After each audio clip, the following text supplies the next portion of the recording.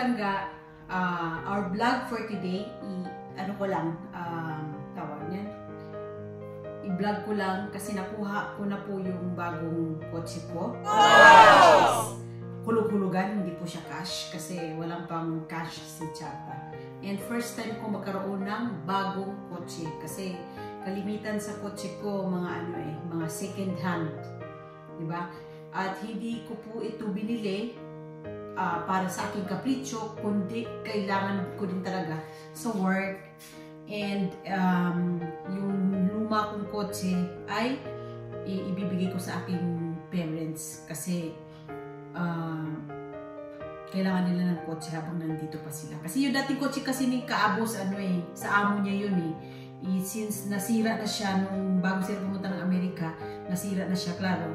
Umalis na din siya sa amo niya. Entonces, wala siyang kotse dito kasi doon sa Amerika naman si Aya naman ang nagbigay ng kotse sa aming mga magulang doon.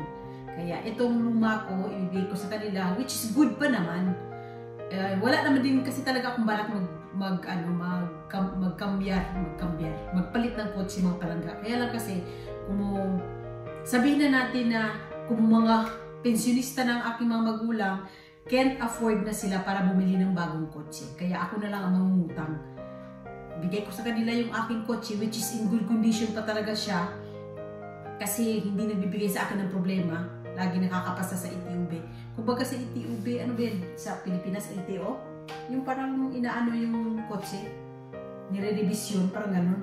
Ayun, ewan ko kung tama yung mga pinagsasabi ko ha. Ngayon, good pa talaga yung kotse kasi hindi siya nabibigyan ng problema. Medyo maano na yung kanyang kilometros kasi nung binili yung kotse na yan, cash. Kaya wala talaga akong utang, kundi dito lang sa bahay na utang. Ipoteka ang tawag doon, parang loan, house and lot loan, parang ganun. Ewan ko kung tama yung mga pinagsasabi ko sa version sa atin sa Pilipinas kasi hindi ko alam eh. Ngayon, first time ko magkautang, talagang parang nakaka-stress pala, no? Utang dito, tas kabila na naman utang, bayaran na naman dito, kaya basta magtrabaho lang at magsipag lang tayo. Ano din yan, may impas, anong tawag yan? Malalagpasan din natin yung mga utang na yan. Kasi itong kotse, 5 years to pay ko to eh. Kaya yan, ano ko lang sa inyo mga palangga dahil excited ako na makita yung kotse kasi kagahapon lang nila ito kinuha ng aking husband and my son. Tapos pagkagabi, pagkadating ko, hindi ko nakita kasi yung dati kong kotse, yung luma, kasi wala pa nito sa Cabos. Pinark ko muna doon sa aking biyanan na garahe. Kaya hindi ko siya nakita kasi syempre gabi na siya, sobrang late na ako nakauwi. Ngayon, titingnan natin ngayon, bababa tayo at titingnan natin yung kotseng bago. Bali, pero bago yun lahat, bago tayo bababa, meron aparte doon sa kotse, may regalo ang Toyota sa akin. Toyota ang tatak niya mga palangga. May regalo sila sa akin mga palangga. Parang paleta. Ano mo? Hand carry. Ang galing. Eto sabihin mo, utang lang siya. Tingnan mo.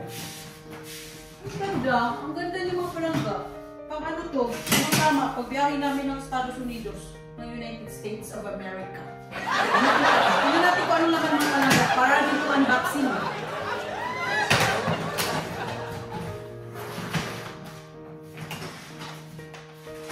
Alit? Uy! Maganda siya ha? Ano nga natin? Wait. Lagay ko sa mesa. Para kitang-kita naman. Unboxing tayo. Ganda niya mga palangga, oh. Ang carry. Color black pa.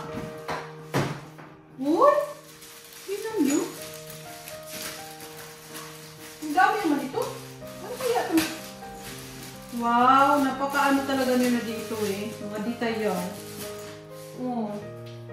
Necessaire. Necessaire ang tawag niyan dito pag nagbiyahe ka mga palangga. Necessaire. Kasi kung ang tawag din sa Pilipinas. Dalawa ang compartment. Dito ka maglalagay ng toothbrush, wow, ang cute. Ang cute niya. Magagamit ito pag nagbibiyahe kami. O, diba? Ang cute niya. Ito pa. Wow. Uy! Payo. Wow, ang galing naman. Ang ano nila, oh, wow. Automatic. Parang na-imagine ko may mga kwarta dito nakasabit eh. Sana all may pera nilagay, no? Automatic, ang cute mga palangga.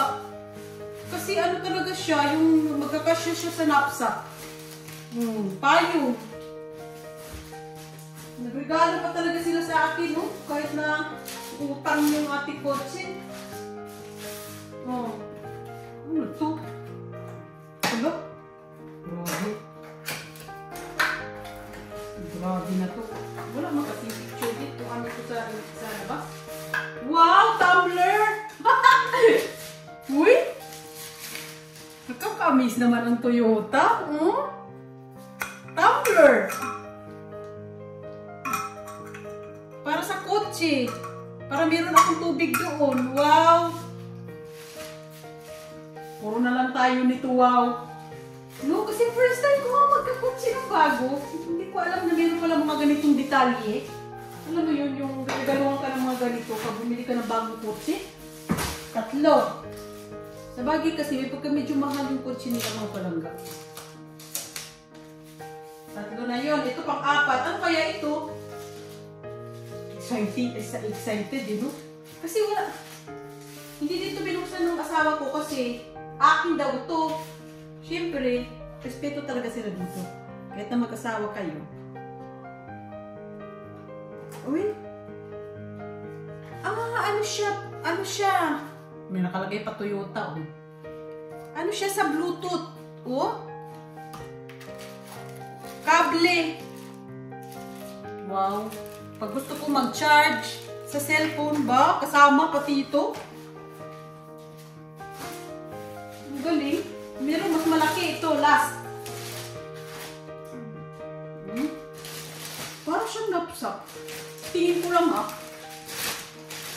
Ang cute naman. Meron na nga tayong meron na nga tayong necessaire, meron pa tayong maleta, hand carry maleta, meron pa tayong ostra. Sigurado magustuhan ko ng anak ko pag nag-gym yun. Wow, ang cute. Magugustuhan niya to. Nakalagay yung mga palangga, Toyota. Magustuhan ko ng anak ko. Sigurado, arborin niya to sa akin. Kasi nag-gym yun eh. Diba? Pag nag-gym siya, pwede niyang taasan. Pwede din niyang dalhin ng ganito. Magustuhan niya to, arborin niya to sa akin. Sa bagay, bigay ko na lang. Ang cute pa ng tela, Kasi hindi siya nababasa. Hindi siya nababasa sa loob kasi hindi siya tela. Ang cute ng tela pero hindi siya tela. Hindi pala siya tela, para siyang alam mo yung... Ang cute! Salamat naman sa Toyota. Grabe naman yung detalye na to. Ang cute, sobra. Ayan mga palangga. Lagay natin muna dito lahat kasi iaano ko yan sa asawa ko. Pakikita ko sa kanya yan yung mga laman ng... Mamaya pa natin tapos na rin ako mag-iis. Grabe, Grabe. Blessings. Magsipag lang tayo mga palangga para mabayaran natin ang mga utang. Ako pa naman, hindi ko talaga ng utang. Diba? Ang cute niya, meron siya ditong lock key. Wow, tapos meron pa ganito sa name. Ang cute niya. Ayan, baba tayo mga palangga. Tingnan natin yung kotse.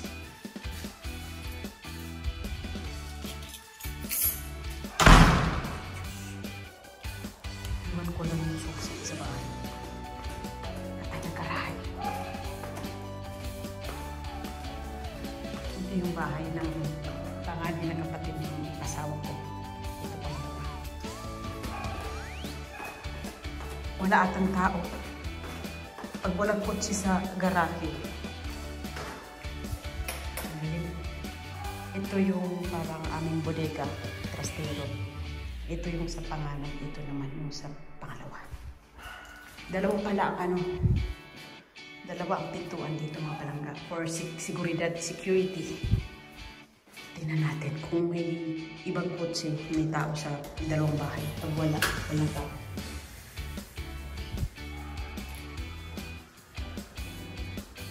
Uy, walang kotse. Walang kotse mga palangga. Yung akin lang to. Wow! Pa. Ayan mga palangga. Nakuha na natin ang ating kotseng bago. Kasi kailangan natin magpalit ng kotse. Hindi dahil sa kapritsyo, kundi kailangan. Explain ko na lang sa inyo. Tulad na na-explain ko sa inyo kanina. Ito na nga po yung bago nating kotse. Toyota pa rin siya mga palangga. Ito yung kanyang loob. Driver seat, pilot. Meron siyang Bluetooth. Ayan, automatic. Ayan siya sa harapan. Ito naman siya sa likuran.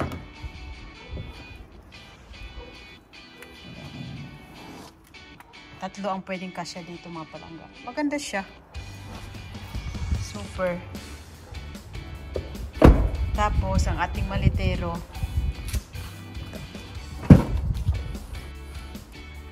Ayan. Ang ating malitero. Ayan siya.